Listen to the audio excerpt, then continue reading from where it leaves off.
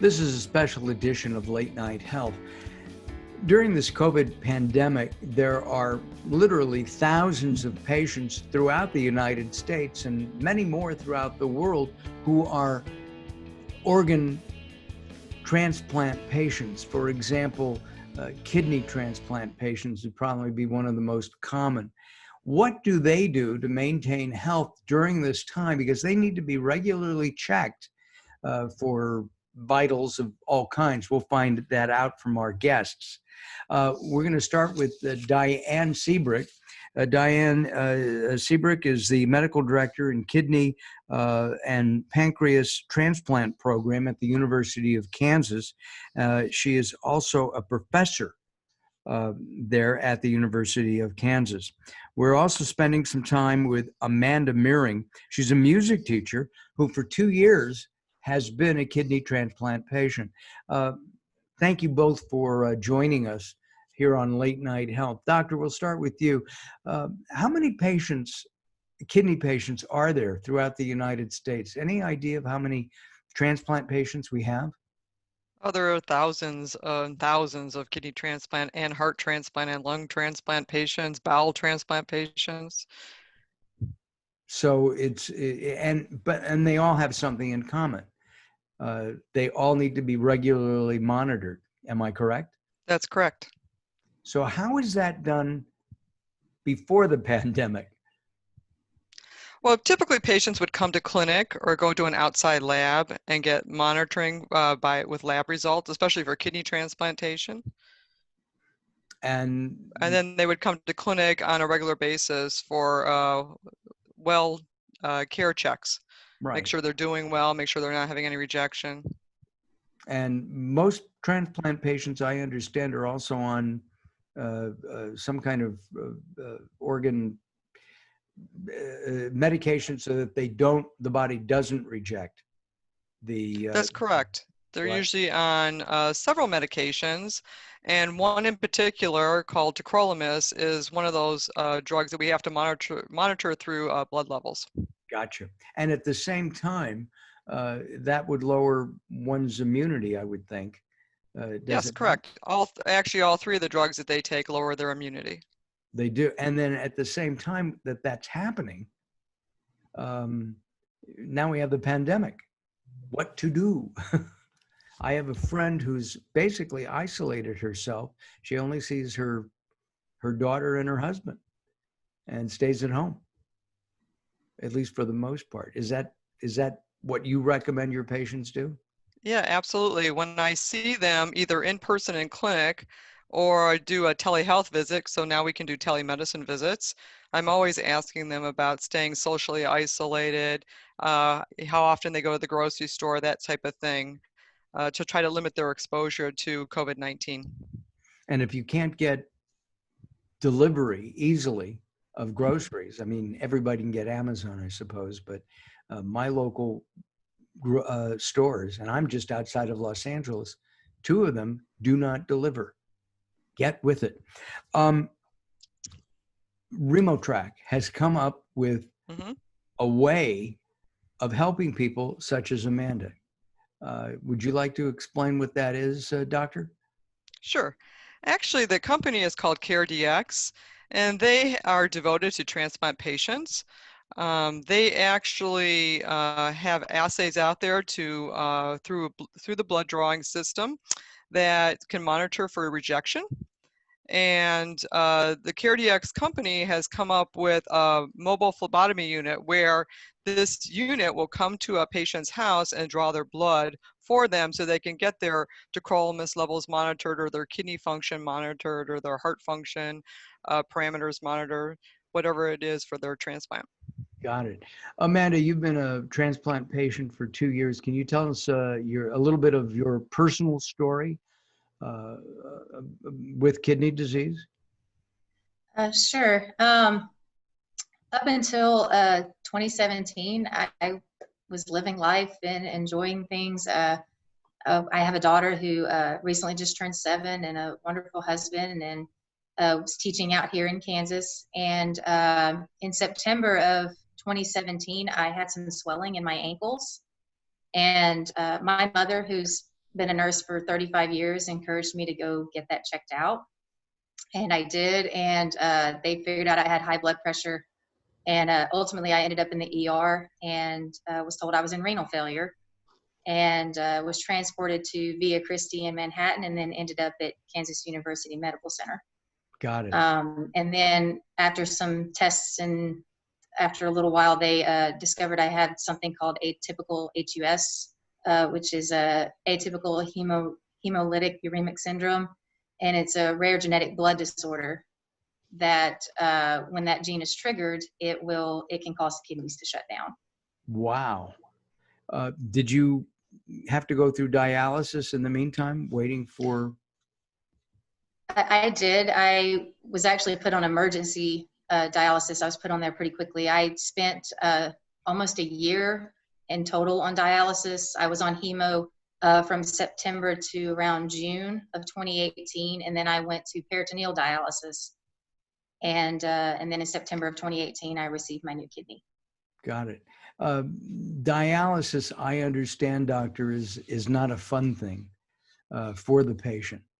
Can you talk about that a little bit?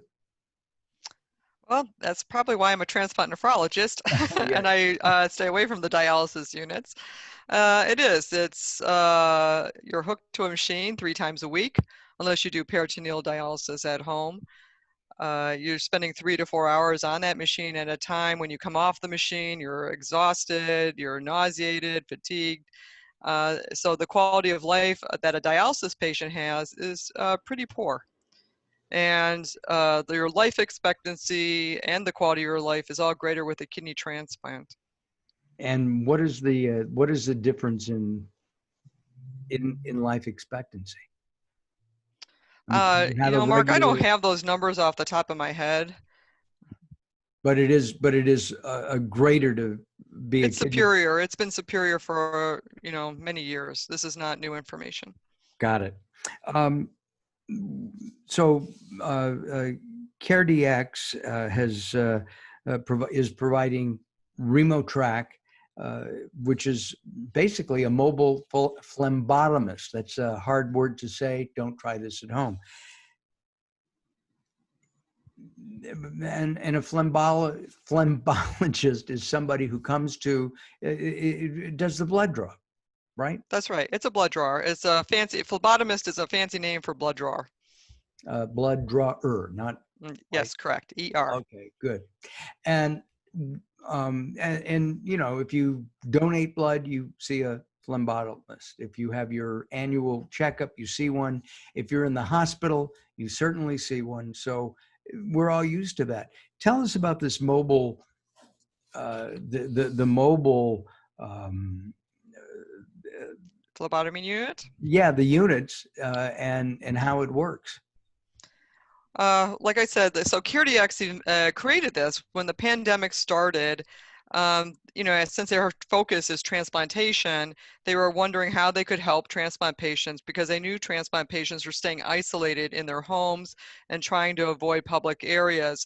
So CareDx came up with this idea, RemoTrack, where they would have a mobile phlebotomy unit come to your house free of charge, draw your transplant labs, and I can even add special labs on if I wanted to.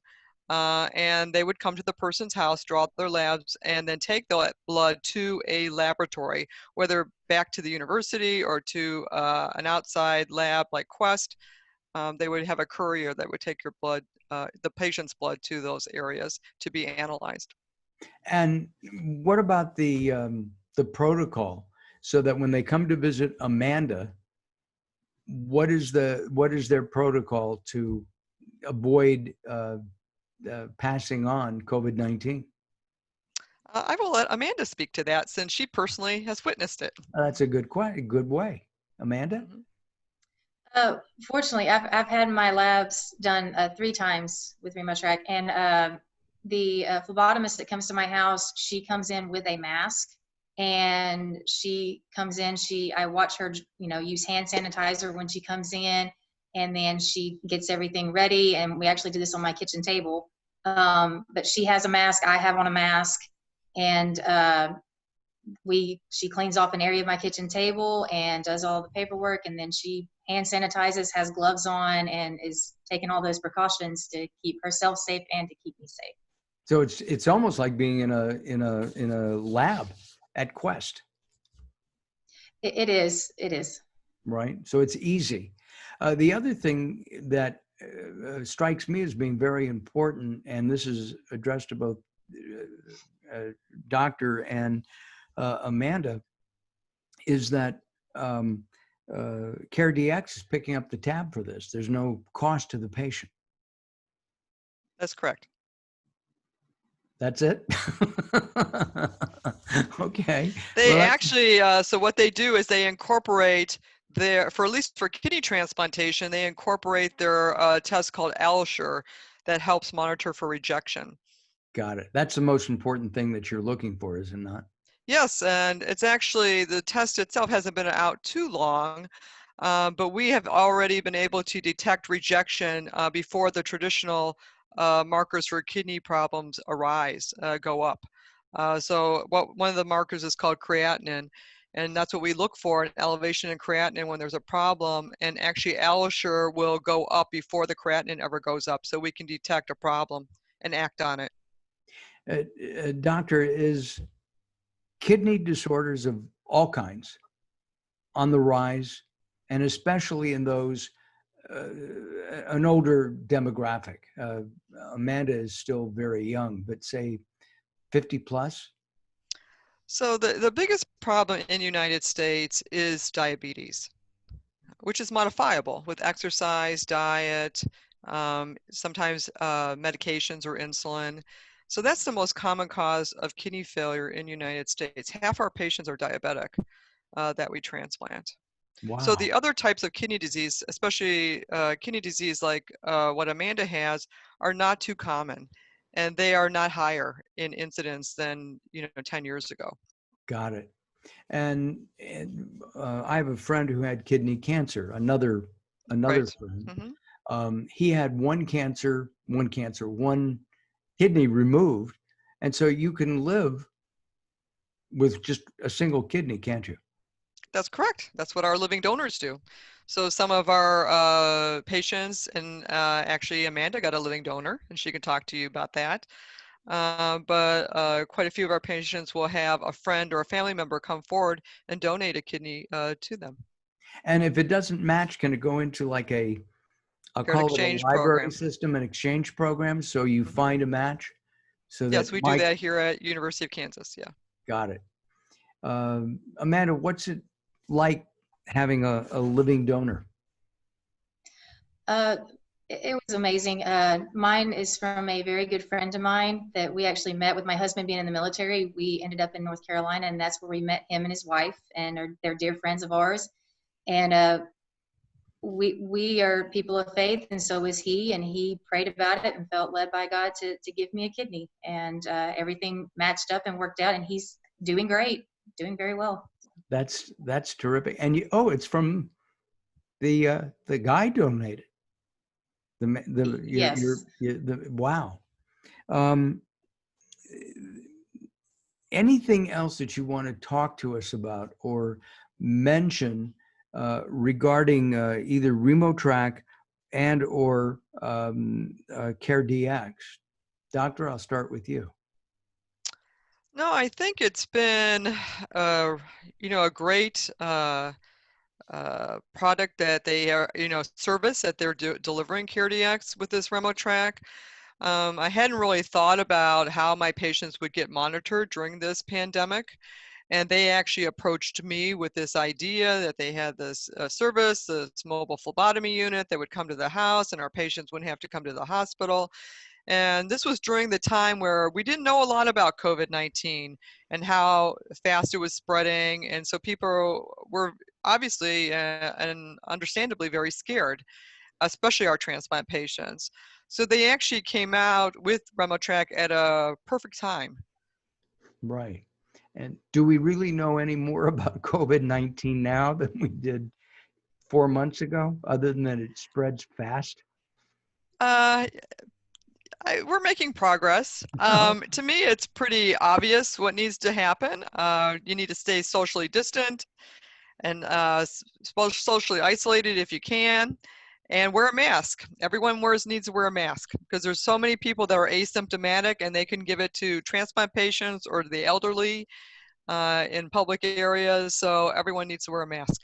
Got it. Wear a mask. I've been saying that too. Amanda, any comments about RemoTrack? I mean, it's kind of life-saving for you, isn't it? It is. I mean, like she said, it's a great thing to have, and it makes me feel safer that it's just me and that phlebotomist, and I don't have to go into a hospital. I mean, I already have to go every 2 weeks to get infusions, but I actually have that done on Fort Riley, which is probably a little more isolated than other areas. And like she said, I mean, we don't go very many places, and if we do, we have on a mask and we hand sanitize and we stay away from people and keep that social distance. Yeah, no, and I think that's about all you can absolutely. Yeah. What do you miss most, Amanda, pre-COVID? And I'm going to ask you as well, Doctor. I'll give you an example. I miss going out to restaurants. So do I. Yeah. Well, that Kansas City barbecue is wonderful. So. Yeah, so we have a lot of good restaurants here. Yeah. Amanda? I would say the hard thing I think to watch was, us having to end school year early, and I teach high school kids, and watching that, and then trying to go into the school year. Of course, they're unsure. Are we going to get to do things? And of course, we don't all know exactly what we're going to get to do or not.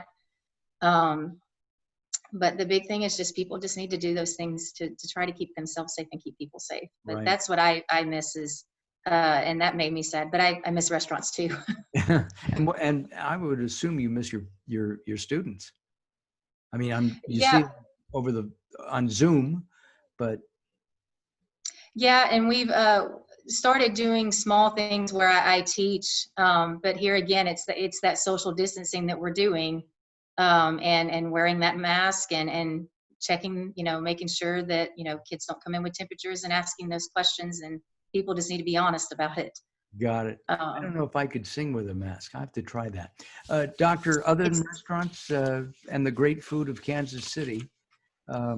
I actually miss seeing the patient. I actually had a real clinic today. I had actual patients in clinic, transplant patients. For the patients that don't have telehealth or telemedicine, a lot of our patients aren't fortunate enough to have that type of technology. And so I actually had a full clinic this morning. And one of the reasons I went into medicine was to take care of patients and to actually see them face to face in clinic.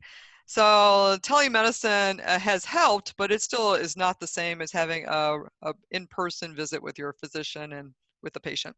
I have a friend who's a physician who says one of the most important things a doctor can to a patient is just a simple gesture of touching them, maybe correct. On their shoulder, right? And that's a very important thing. And in your case, you have to reassure them that everything's going to come out okay. Well, I thank you very much, both of you, for spending some time with us here on Late Night Health. Do you know if there's a website that people can go to if they need information? Either of you? There is a website. It's not on my crib sheet here. There is a website. Let me see if I can pull that up for you. Yeah, it's www.caredx.com/RemoTrack. REMOTRAC. Terrific. Both of you hopefully will be able to all go out sometime and have dinner together at one time or another. All right. And thank you, Mark, for having us. Thank you. Thank you very much, Doctor. Thank you, Amanda. I'm Mark Alyn for Late Night Health. Join us at latenighthealth.com, latenighthealth.com. We'll be back very soon. Hold on, guys.